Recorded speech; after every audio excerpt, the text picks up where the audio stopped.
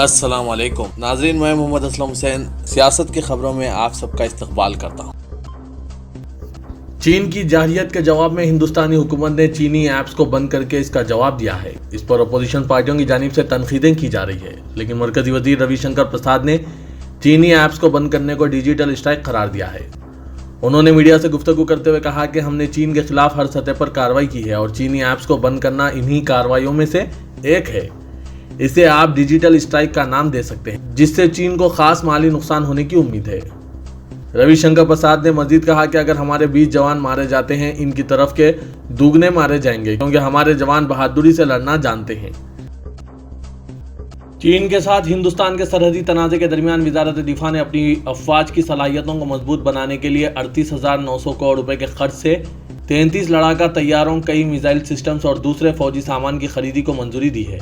عہدیداروں نے بتایا کہ روس سے 21 MiG 29 لڑاکا طیارے حاصل کیے جائیں گے، جبکہ سرکاری ہندوستان ایروناٹکس لمیٹڈ کمپنی سے 12 Su-30M کے ایک طیارے خریدے جائیں گے۔ موجودہ 62 MiG 29 طیاروں کو اپ گریڈ کرنے کے لیے بھی ایک علیحدہ تجویز ہے۔ وزارت نے 248 فضا سے فضا میں وار کرنے والے ایستر میزائل کے حصول کو منظوری دی۔ یہ میزائل کسی بھی موسم اور حالات میں خدمات انجام دے سکتے ہیں۔ وزارت دفاع کی ہتھیاروں کے حصول سے متعلق کمیٹی کی ایک میٹنگ میں یہ فیصلے کیے گئے ہیں، جس کی صدارت وزیر دفاع راجناتھ سنگھ نے کی۔ ہندوستان نے کہا ہے کہ وہ چین سے توقع کرتا ہے کہ وہ اس بات کو یقینی بنائے گا کہ دونوں ملکوں کے درمیان باہمی معاہدوں کے مطابق سرحدی علاقوں میں امن و ہم آہنگی تیزی سے بحال ہو۔ وزارت خارجہ کے ترجمان انوراگ سریواستو نے چین کے 62 ایپس پر پابندی کے بارے میں ایک سوال کا جواب دیتے ہوئے کہا کہ ہندوستان میں سرگرم کمپنیوں کو صراحت کردہ اصولوں اور فریم ورک پر عمل کرنا چاہیے، جن میں ڈاٹا سیکیورٹی اور انفرادی ڈاٹا کی رازداری شامل ہے۔ گزشتہ روز کمانڈر سطح کی بات چیت کے بارے میں پوچھے جانے پر انہوں نے کہا کہ دونوں ملک باہمی اطمینان کے مطابق مسائل کی یکسوئی کے لیے فوجی اور سفارتی سطح پر میٹنگز کرتے رہیں گے۔ بجنور کی پولیس کی خصوصی تفتیشی ٹیم SIT نے 6 پولیس اہلکاروں کو شہریت ترمیمی ایکٹ کے خلاف جاری مہم کے دوران ایک طالب علم کو گولی مارنے کے معاملے میں کلین چٹ دے دی ہے۔ طالب علم محمد سلیمان کے اہل خانہ نے الزام عائد کیا تھا کہ پولیس نے اسے کسی مظاہرہ گاہ سے نہیں بلکہ مسجد سے نماز پڑھ کر آتے وقت حراست میں لیا تھا اور پھر تھوڑی دور لے جا کر گولی مار دی تھی۔ SIT نے اس معاملے میں نہ صرف پولیس اہلکاروں کو کلین چٹ دی ہے بلکہ سلیمان کو ہی مظاہرے میں شامل رہنے اور احتجاج کرنے کا ملزم ٹھہرا دیا ہے۔ مدھیہ پردیش کے اس ضلع میں گزشتہ دنوں ایک وکیل کو محض اس لیے بری طرح پیٹا گیا تھا کیونکہ وہ مسلمانوں جیسے نظر آ رہے تھے، یعنی انہوں نے نہ صرف داڑھی رکھی ہوئی تھی بلکہ ان کی وضاحت بھی مسلمانوں جیسے ہی تھی۔ یہ معاملہ میڈیا میں آنے اور پولیس کے ہاتھوں زدوکوب ہونے والے ایڈوکیٹ دیپک بندلے کی جانب سے عدالت میں مقدمہ دائر کر دینے کے بعد پولیس کے ہاتھوں کے طوطے اڑ گئے تھے، لیکن اب اسی پولیس نے ہٹ دھرمی کا مظاہرہ کرتے ہوئے ایڈوکیٹ بندلے کے خلاف ہی کیس درج کر دیا ہے۔ اس بارے میں بندلے نے بتایا کہ جب سے وہ واقعہ ہوا ہے پولیس کی جانب سے ان پر مسلسل دباؤ ڈالا جا رہا تھا کہ وہ کیس واپس لے لیں، لیکن جب وہ ٹھس سے مس نہیں ہوئے تو ان کے خلاف پولیس پر ہی حملہ کرنے کا کیس درج کر دیا گیا ہے۔ سپریم کورٹ نے تبلیغی جماعت کے پروگرام میں حصہ لینے والے 34 غیر ملکی اراکین کی عرضیوں پر سماعت 10 جولائی تک کے لیے ملتوی کر دی اور کہا کہ انہیں اپنے ملک بھیجنے کے معاملے میں وہ مداخلت نہیں کریں گے بلکہ بلیک لسٹ میں ڈالے جانے کے معاملے پر سماعت کریں گے۔ اس درمیان مرکزی حکومت نے عدالت کو بتایا کہ جماعت کے غیر ملکی اراکین کی ان کے وطن کی واپسی تب تک نہیں ہو سکے گی جب تک ان کے خلاف ہندوستان کی کسی بھی ریاست میں درج فوجداری مقدمے کی سماعت مکمل نہیں ہو جاتی۔ مرکزی حکومت کی جانب سے سالیسیٹر جنرل تشار مہتا نے justice AM Khanwilkar, justice Dinesh Maheshwari اور جسٹس سنجیو کھنہ کی بینچ کو بتایا کہ ویزا رد کرنے کے سلسلے میں ہر غیر ملکی جماعتی کے معاملے میں حکومت کے ذریعے الگ الگ حکم جاری کیا گیا ہے۔ اس پر بینچ نے کہا کہ پھر تو ہر متاثر کن کو ہائی کورٹ سے رجوع کرنا چاہیے۔ دہلی میں کورونا وائرس کے مریضوں کے علاج کے لیے پلازما آسانی سے دستیاب کرانے کے لیے دہلی میں ملک کا پہلا پلازما بینک شروع کیا گیا۔ وزیر اعلیٰ اروند کیجریوال نے اس کی شروعات کرتے ہوئے اس انفیکشن سے ٹھیک ہونے والے زیادہ سے زیادہ لوگوں سے آگے آنے اور پلازما کا عطیہ کرنے کی اپیل کی ہے۔ انہوں نے کہا کہ جب تک کورونا ویکسین متعارف نہیں کروائی جاتی پلازما تھراپی اس وائرس کے علاج میں بہت مددگار ثابت ہو سکتی ہے۔ کیجریوال نے کہا کہ یہ ملک کا پہلا پلازما بینک ہے۔ پلازما عطیہ کرنے کے خواہش مند افراد 1031 نمبر پر کال کر کے اپنی معلومات فراہم کر سکتے ہیں۔ مشہور کوریوگرافر سروج خان کا جمعے کی صبح دل کا دورہ پڑنے سے ممبئی میں انتقال ہو گیا۔ سانس لینے میں شکایت کے بعد وہ 17 جون سے ممبئی کے باندرا واقع گرو نانک اسپتال میں بھرتی تھی، جہاں جمعے کی صبح 2 بجے دل کا دورہ پڑنے سے ان کی موت ہو گئی۔ سروج خان 71 سال کی تھی۔ کچھ دن پہلے ہی ان کا کورونا ٹیسٹ کرایا گیا تھا۔ اطلاعات کے مطابق ممبئی کے چارکوپ قبرستان میں انہیں سپرد خاک کیا جائے گا۔ बाबरी मस्जिद इंहदाम मामले में एक और कलीदी मुलजिम का आज खुसूसी अदालत में बयान दर्ज किया गया।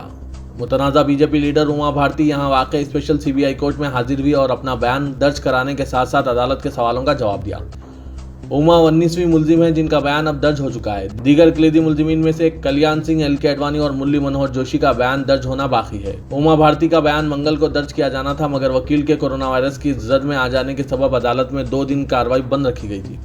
इस दरमियान उमा भारती गुज़िश्ता रोज अयोध्या गई थी, जहां उन्होंने रामलला के दर्शन किए। उमा ने मीडिया से बातचीत के दौरान बाबरी मस्जिद की शहादत में अपने रोल पर कोई बात नहीं की। अलबत्ता ये ज़रूर कहा कि राम मंदिर आंदोलन से जुड़ना इनके लिए बाअस फ़ख्र है।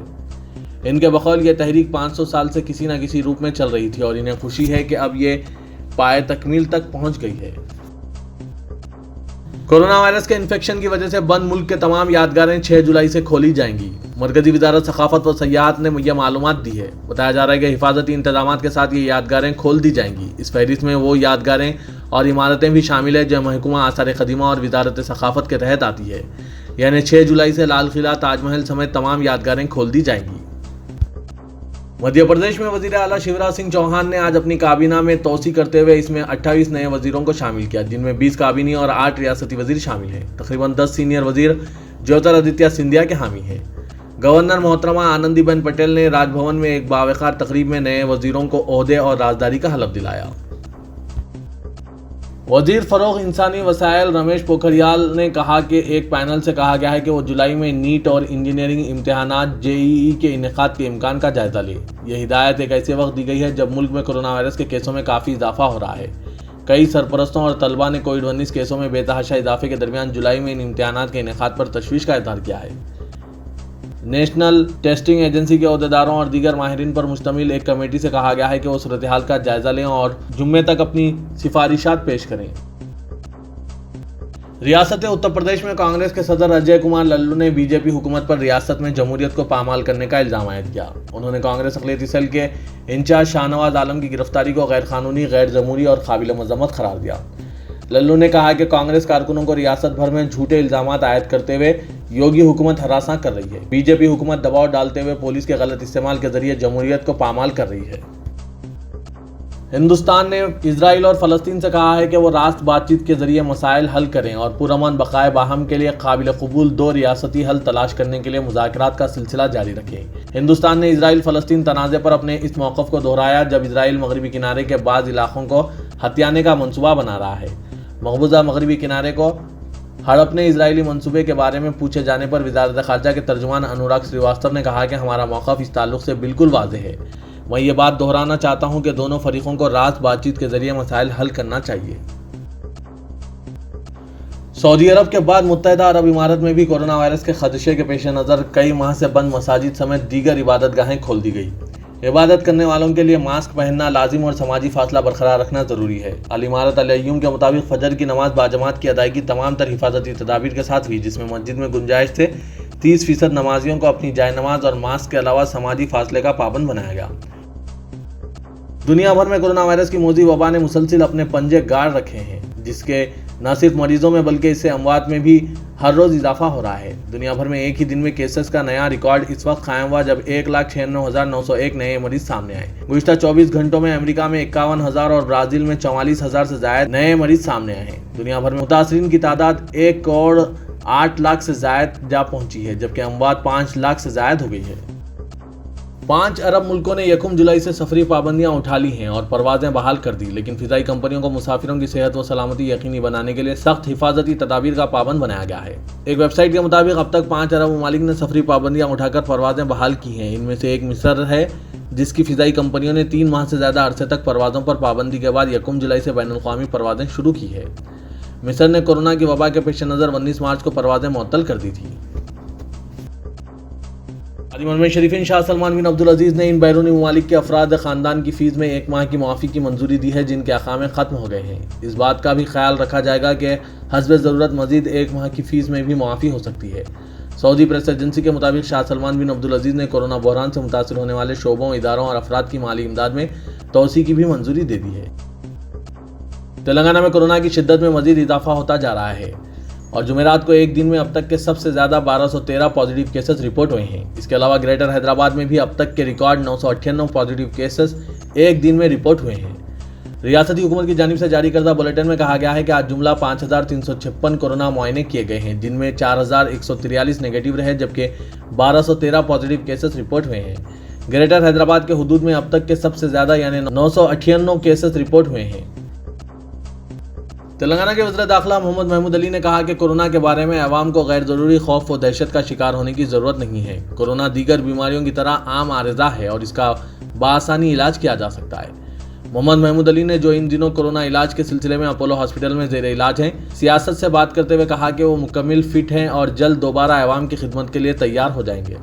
انہوں نے کہا کہ وہ خود آستھما کے مریض ہیں، لہٰذا کورونا سے خوفزدہ تھے، لیکن جب ان کی رپورٹ پازیٹیو آئی تو انہوں نے محسوس کیا کہ کورونا کا علاج بہتر غذا اور احتیاطی تدابیر ہے۔ وزیر داخلہ کے فرزند اعظم علی خرم اور پوترے محمد فرقان احمد بھی کورونا پازیٹیو ہونے پر اسی ہاسپٹل میں زیر علاج ہے۔ تینوں کی حالت مستحکم ہے اور ڈاکٹرز نے آرام کا مشورہ دیا ہے۔